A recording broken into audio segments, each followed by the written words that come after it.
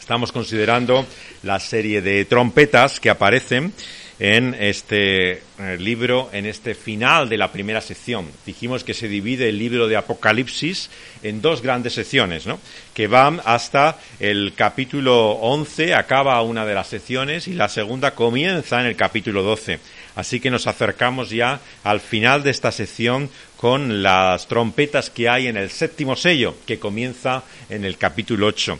Y hemos llegado en el verso 9 a las trompetas que aparecen aquí al final, en este capítulo 9 de Apocalipsis. Dice así la palabra de Dios en la revelación de Apocalipsis 9. El quinto ángel tocó la trompeta, y vi una estrella que cayó del cielo a la tierra, y se le dio la llave del pozo del abismo. Y abrió el pozo del abismo, y subió humo del pozo como humo de un gran horno. Y se oscureció el sol y el aire por el humo del pozo. Y del humo salieron langostas sobre la tierra, y se le dio poder, como tienen poder los escorpiones de la tierra.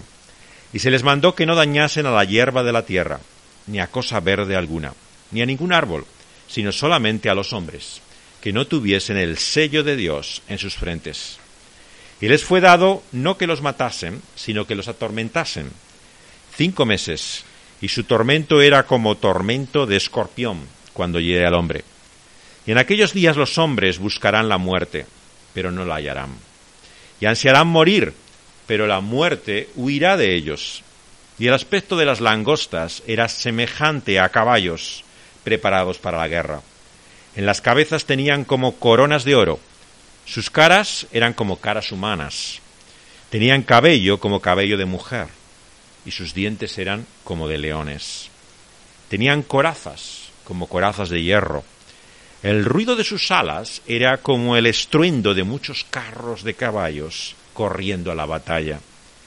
Tenían colas como de escorpiones, y también aguijones, y en sus colas tenían poder para dañar a los hombres durante 5 meses.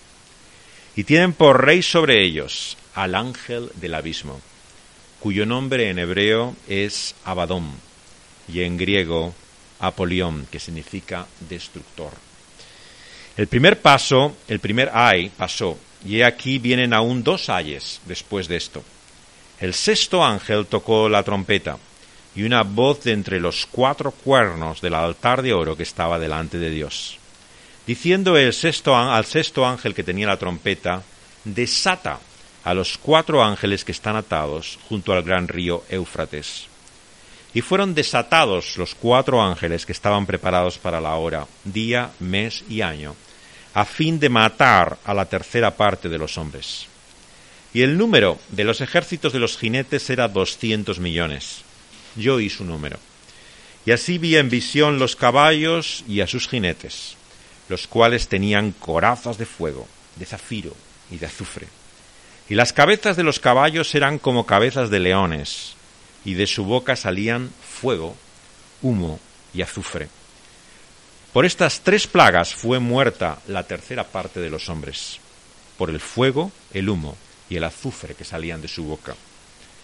Pues el poder de los caballos estaba en su boca y en sus colas, porque sus colas, semejantes a serpientes, tenían cabezas, y con ellas dañaban.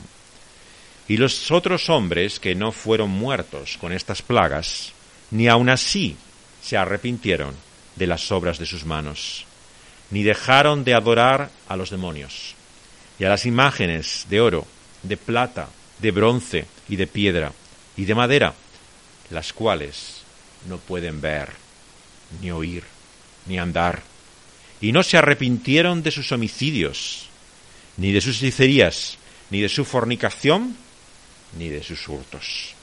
Hasta aquí la visión de Juan en Apocalipsis. Vamos a orar para que Dios también nos hable y nos dé entendimiento por medio de ella. Vamos a orar. Señor, venimos ante ti buscando, Señor, esa luz y esa guía que nos da tu santa palabra, por la cual podemos entender, ver, discernir cosas que ojo no ha visto, ni podemos, Señor, imaginar. Las cosas que tú nos has dado a entender, que por medio de tu palabra nos hablan de la realidad de quién tú eres y de lo que vas a hacer. Señor, te lo pedimos en el nombre de aquel que nos trae también esta revelación, que por medio de sus ángeles y de tu siervo nos habla todavía hoy del Señor Jesucristo. En su bendito nombre, Señor, te pedimos también que tú nos hables en esta mañana. Te lo pedimos en el nombre de Jesús. Amén.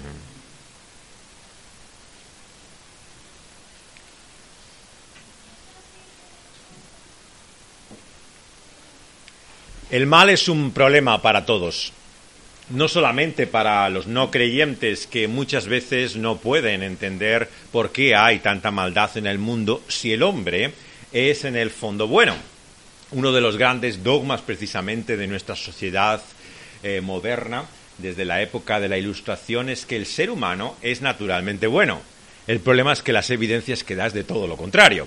¿Dónde está realmente la confirmación de aquello que una y otra vez se nos dice? Que lo que tenemos es un corazón de oro, solamente que parece que no tenemos oportunidad de exhibirlo muy a menudo. Pero la realidad es que el mal es un problema tanto para los que no creen en Dios y en el Señor Jesucristo, como para aquellos que llegamos a ser hijos de Dios. Por eso se ha hablado en el lenguaje cristiano incluso de un misterio. El misterio del mal, de la iniquidad, se decía antiguamente. Porque hay, sin lugar a dudas, algo extraño, enigmático. Porque si os fijáis en esta visión del apóstol Juan de Apocalipsis, que desata todo el poder del mal, ¿no?, en este mundo, vemos que Dios también tiene una intervención decisiva. Como vemos al principio de nuestro texto, cuando el ángel toca la trompeta y ve una estrella que cae del cielo de la tierra, se le da a él la llave de este pozo del abismo, del cual sale no solamente humo, sino todas estas criaturas de desolación que vemos. Por lo tanto, hay un poder que se desata por medio de esa llave que se abre y que recibe el ángel de aquel que está en autoridad y en poder. En la Biblia, por lo tanto, no encontramos un dualismo, o sea, un poder del mal y un poder del bien paralelo, están en igual condiciones. En la Biblia encontramos que solamente hay un Dios, un poder soberano, que es Dios mismo. Hay un poder que se opone a él, que es el poder del mal, el poder que se relaciona con el diablo, con sus demonios, todas las potestades, ¿no?, y principados de la maldad. Pero no tienen nunca la soberanía o el poder que Dios tiene. Por lo tanto, la lucha que aquí se encuentra, la llamada guerra espiritual, no es algo inseguro, incierto, que no sabemos cómo va a acabar. El mensaje de la revelación de Juan es que no debemos de tener miedo, porque el mal ha sido vencido. Fijaos estas palabras con las que comienza nuestro texto, que es un eco de lo que el Señor Jesús mismo dice en el Evangelio de Lucas, capítulo 10, que leíamos esta mañana.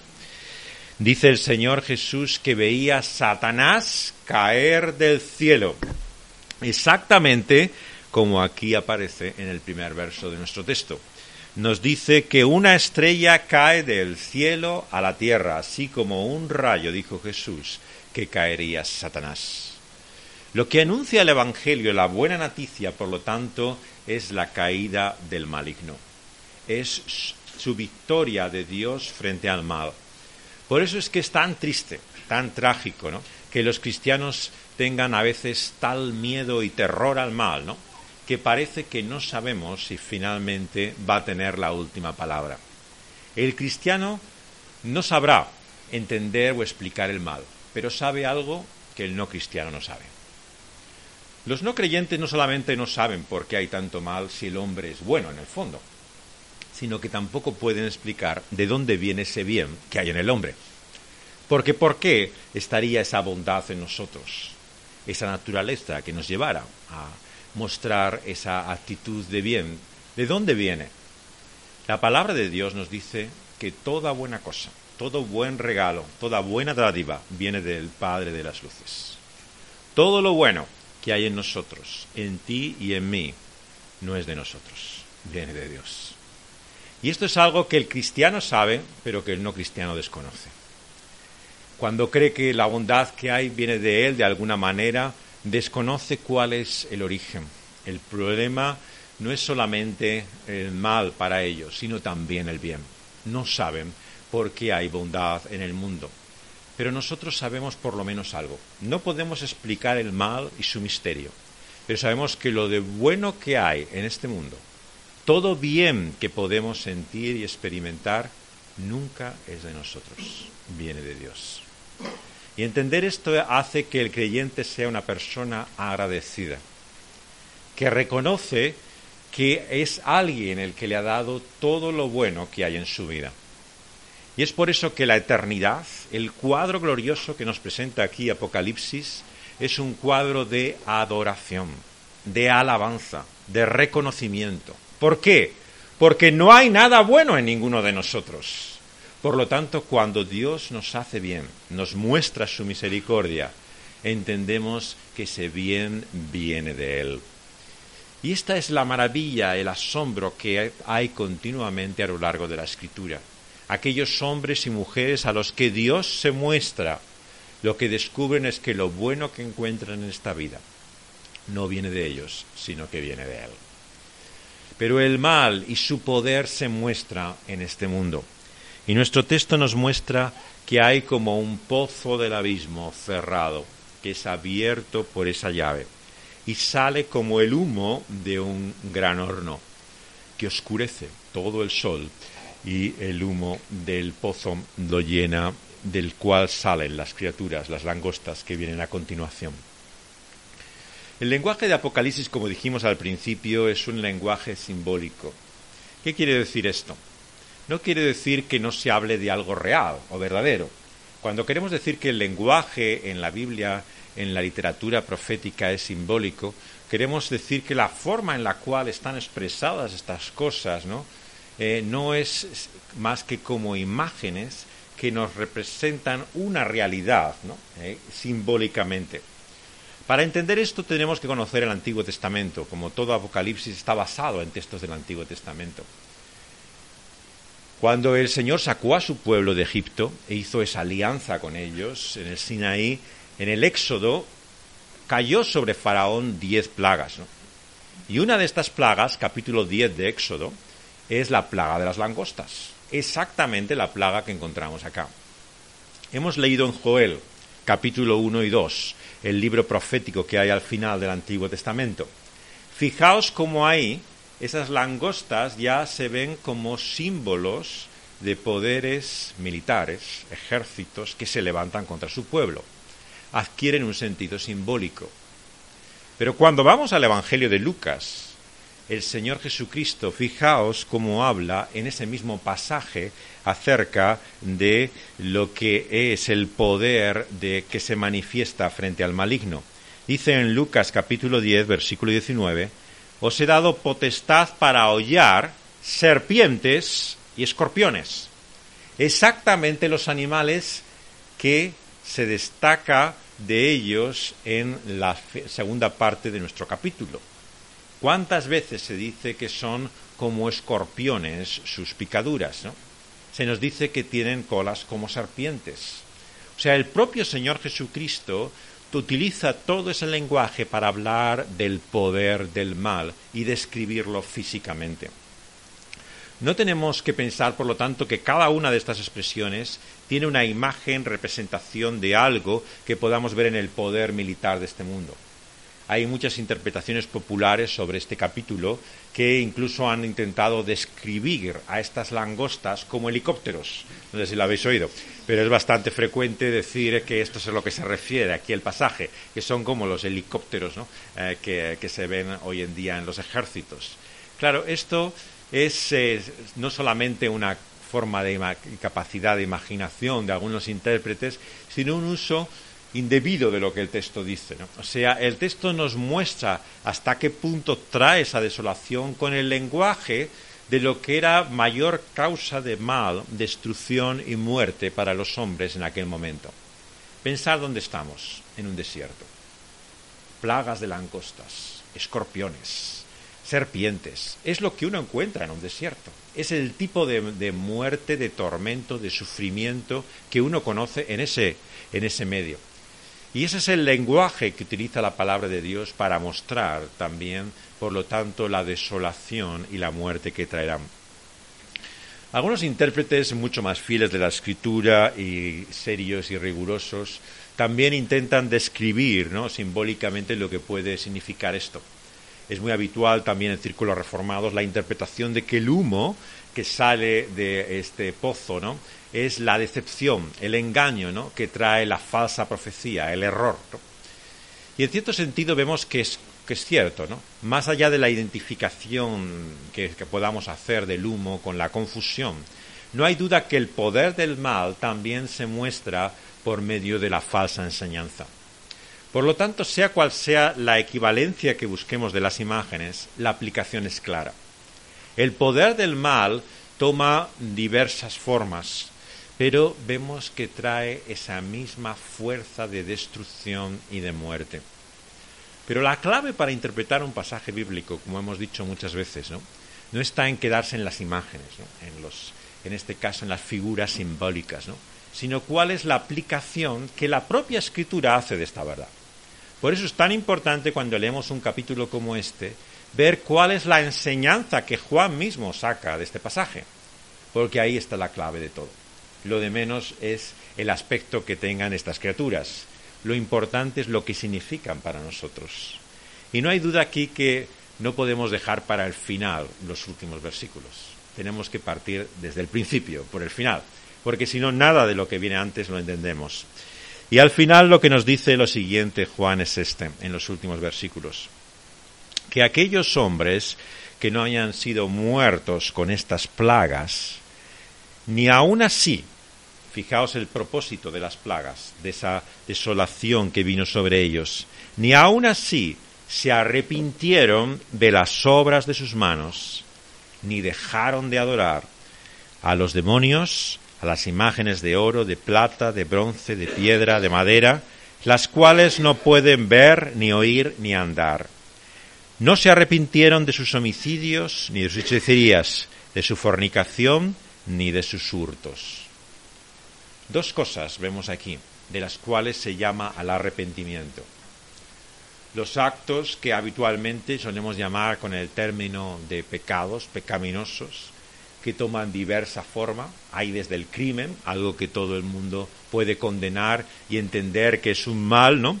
Pero también está la brujería, el poder espiritual oculto, la fornicación, la inmoralidad sexual o el robo.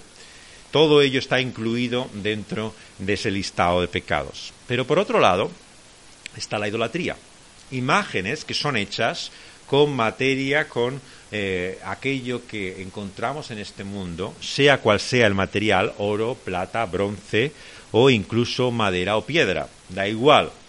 Es obra de nuestras manos y a ellas adoramos. Estas dos cosas están relacionadas. En la palabra de Dios es muy importante entender que lo que creemos determina lo que hacemos. Esto es algo que a la gente le cuesta mucho hoy en día, particularmente ver qué sentido tiene. Pero es porque hemos separado, hemos dividido, ¿no?, en nuestra vida lo que pensamos, ¿no?, de lo que hacemos. Y de tal forma que ya no vemos relación ninguna. Pero en la palabra de Dios tiene tanta importancia a quién adoramos, a quién servimos, que lo que hacemos en esta vida, en este mundo, depende de a qué adoramos y servimos. Por lo tanto, la palabra de Dios nos muestra, ¿no?, que lo que llamamos pecados, esa maldad que aquí se evidencia y manifiesta, es el resultado de a quién adoramos o a quién servimos. ¿Y a quién adora y sirve el hombre naturalmente? Romanos 1, ¿no? La ira de Dios se revela desde el cielo contra todo hombre, porque en vez de al Creador, adora a la criatura, a la obra de sus manos. Todos, sin excepción, ni uno de nosotros hay que no reconozca esa creación en vez de al Creador mismo. Por supuesto que en algunos aspectos de la vida es más evidente que en otros. Quien habla de la madre naturaleza, de cómo lo que Dios ha hecho este mundo es realmente lo que tenemos que ver y considerar. Claro, toda la ciencia moderna, en cierta forma, se sustenta sobre esto. No ve más allá que la creación. lo que es la realidad material. Eso es lo que reconoce, lo que respeta y lo que admira. Y ahí, claro, la pasión que muchos tienen, ¿no? Para reconocer de esa forma, admirar lo que es esa obra que es la creación misma. Pero también hay otra creación, claro, que son sus criaturas, el ser humano. Finalmente, cuando Dios hizo todas las cosas, hizo también a los individuos, hombres y mujeres, los hizo a su imagen. Y lo que dice Romanos 1 es que el hombre, en vez de adorar a aquel que los hizo, adora a las criaturas mismas. ¿Cuántos hombres lo que aman, lo que reconocen y lo que sirven es la humanidad? Te dicen, mira, no me hables de Dios. En todo caso, háblame de la naturaleza, pero algunos te dicen, pero sobre todo del ser humano, de la humanidad. La humanidad no solamente tiene derechos, tiene dignidad, sino que adquiere casi un carácter divino para el hombre. Es el valor último de todas las cosas. Todo se mide de acuerdo al valor de lo que el ser humano es. Y esta es la tragedia del ser humano. No vemos más allá de nosotros mismos. Finalmente, ¿qué es lo que ocurre? Que a quien adoramos y a servimos es a nosotros. Esta es la triste realidad.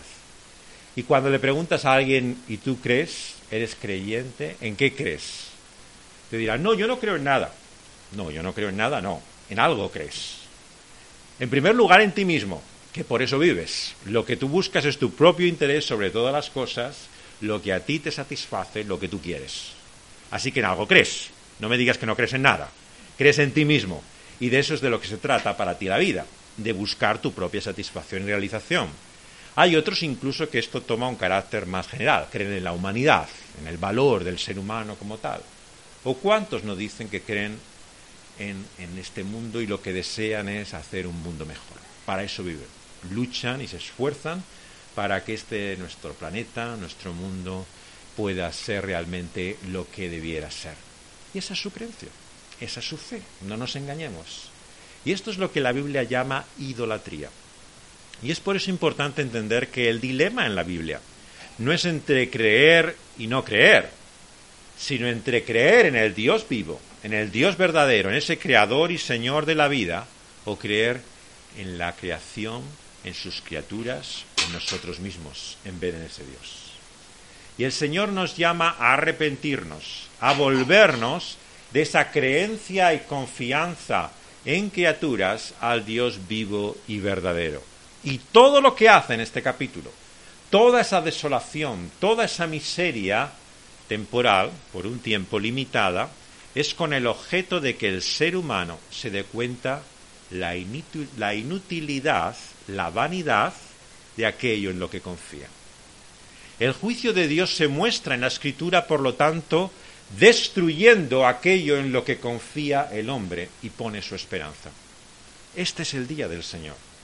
El juicio de Dios es cuando todo aquello en lo que el hombre ha puesto su esperanza se viene abajo.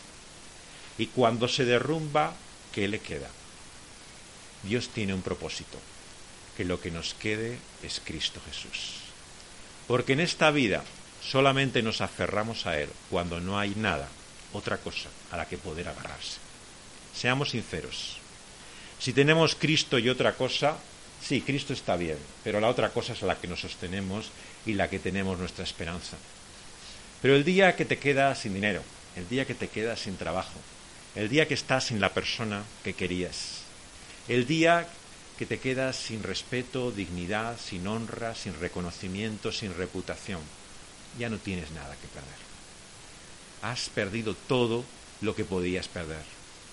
Y Dios nos lleva a ese momento en la vida a cada uno de nosotros para darnos cuenta que el que tiene a Cristo tiene todo lo que tiene que tener. Y eso a veces nos lo tiene que enseñar de una forma muy dura, muy severa. Y esta es la explicación de la mano extraña de Dios, siniestra podríamos decir incluso, entendiendo como izquierda de Dios, ¿no?, que actúa por medio de su juicio, por el poder del mal. Dios permite el poder del mal con un propósito, o sea, tiene un sentido esa desolación, que nos aferremos a Él sobre todas las cosas. La muerte que trae aquí, por lo tanto, es la muerte temporal, la muerte física, no está hablando de la muerte eterna, de lo que es el juicio que sí viene sobre estas criaturas angélicas, los demonios. Los demonios, dice la Escritura, que desde el día de su caída, Génesis 3, cuando el hombre cae, también no solamente él cae, hay una humanidad, pero hay también una realidad angélica, que no se nos dice cuándo, pero en algún momento, ¿no?, antes o después, porque el Satanás ya entra en Génesis 3 en la creación, probablemente antes, había caído y está destinada, nos dice, al juicio. El poder del mal, por lo tanto, tiene sus días contados. Y lo que hacen es simplemente los movimientos, los coletazos de esa serpiente que ha sido aplastada su cabeza. La promesa de Génesis 3:15. El Señor traerá por medio del hombre, de la mujer, de su descendencia, traerá a un hombre, un ser humano. Y éste aplastará, la simiente de la mujer, aplastará la cabeza de la serpiente. Y la serpiente aún coletea, se mueve, pero está aplastada. Y antes ha herido, ha mordido con sus dientes el talón, el tobillo, el pie de aquel que le aplasta. Esa es la imagen más antigua que la Iglesia cristiana tiene de la cruz del Calvario.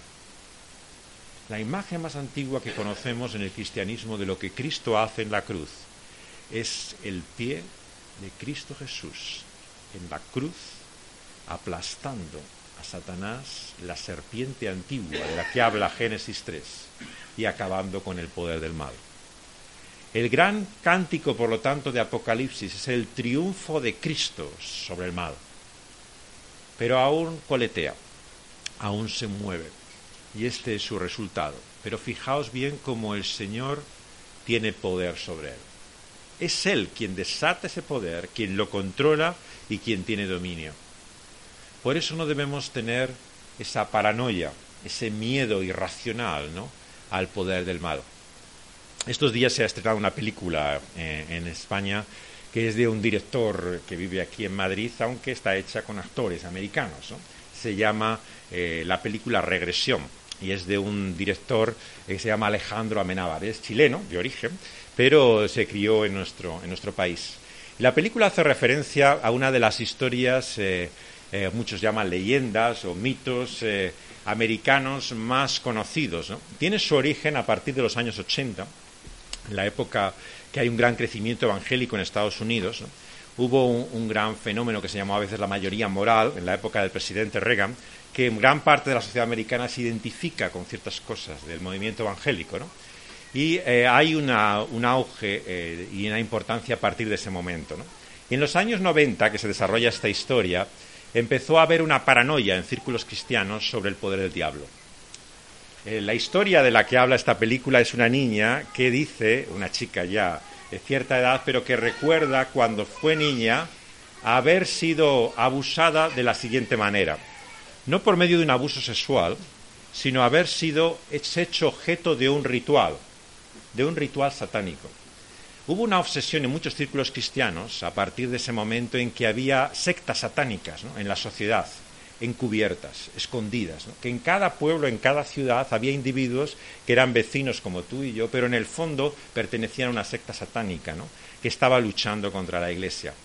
Y esto en la América profunda, ¿no?, en muchos lugares donde la Iglesia tiene mucha presencia, creó como un clima de paranoia, ¿no? Y muchos pensaban entonces que habían sido incluso objeto de rituales satánicos en su infancia y que lo tenían en su cabeza oculto, encubierto. Y la historia de Amenábar es como una niña dice, ¿no?, que recuerda haber sido de esa forma objeto de rituales satánicos. Claro, lo que descubrieron muchos psicólogos y personas que trataron a estas personas es que no era cierto. Era objeto de su imaginación, lo que habían imaginado, ¿no? ¿Por qué? Porque lo único que oían en la Iglesia, y por eso en la película hay pastores, hay el entorno, digamos, evangélico, de lo único que hablan es del diablo, ¿no?, y del poder de las sectas satánicas.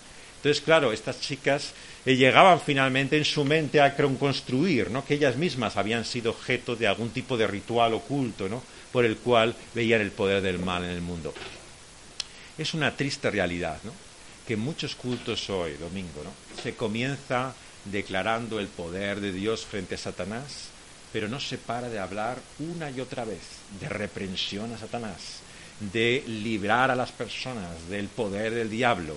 Una y otra vez utilizan la oración como si fuera continuamente un instrumento de guerra sobre el maligno. Y claro, ¿qué produce eso en la mente de los que vuelven a casa al acabar el culto? Pues que finalmente el poder del maligno es tan grande, ¿no? El poder del demonio y del diablo, que tiene que estar constantemente en nuestra cabeza, ¿no? Nunca lo podemos quitar de nuestra mente. Necesitamos ese poder una y otra vez. Pero ¿qué es lo que nos dice Apocalipsis? Que Cristo ha vencido frente al mal. Y que usa hasta los demonios como instrumento suyo. Ni siquiera pueden hacer nada que el Señor mismo no haya determinado. Por lo tanto, ¿para qué temer al diablo, al maligno y a sus demonios? Si es Él que tiene el poder. ¿Y para qué lo usa? Lo usa para que nos volvemos a Él. Él lo que tiene es un propósito bueno, amoroso. Lo que Dios quiere es que nos arrepintamos, dejemos de confiar en las cosas y personas que Él ha hecho y creemos y adoremos y vivamos solamente para Él. Por eso la conclusión de nuestro texto ha de ser esta. Nos volvemos, nos arrepentimos, damos ese giro que la Biblia llama arrepentimiento, metanoia, un cambio radical a nuestra vida, de dejar de confiar en estas cosas para confiar en el único Dios vivo y verdadero, o vamos a seguir con un corazón dividido. Esta era la tragedia del pueblo de Dios desde los días de Egipto. Sí, Dios se había mostrado a ellos, los había sacado de la esclavitud, pero hicieron becerros, criaturas con aquellos objetos materiales para adorarlas y servirlas como si fuera Dios mismo. Y no hace falta tener estatuas, objetos para poder hacer ídolos. Dice el reformador Calvino que el corazón humano es una constante fábrica de ídolos.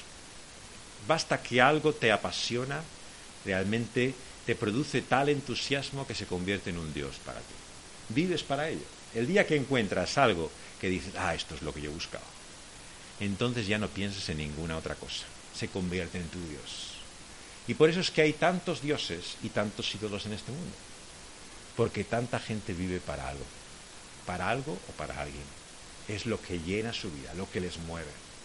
Pero el Señor nos advierte aquí, cuidado, cuidado, porque el día que no lo tengas, ¿en qué te vas a permanecer en pie? ¿Cómo te vas a sostener? ¿Cómo vas a estar firme? El Señor nos muestra que todos los pecados, la maldad, todos estos actos vergonzosos de los que habla Dios son resultado de no creer y confiar en Dios. Ese es el gran problema del pecado en la Biblia. Viene precisamente de ese engaño diabólico, de ese engaño satánico.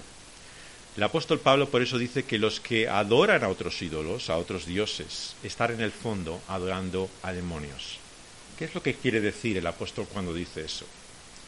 No dice que los dioses o ídolos sean algo, porque aquí nos lo dice. No ven, no oyen, no andan. Los dioses no hacen nada. O sea, lo que hay realmente de poder detrás de la idolatría es un poder demoníaco, es un poder maligno.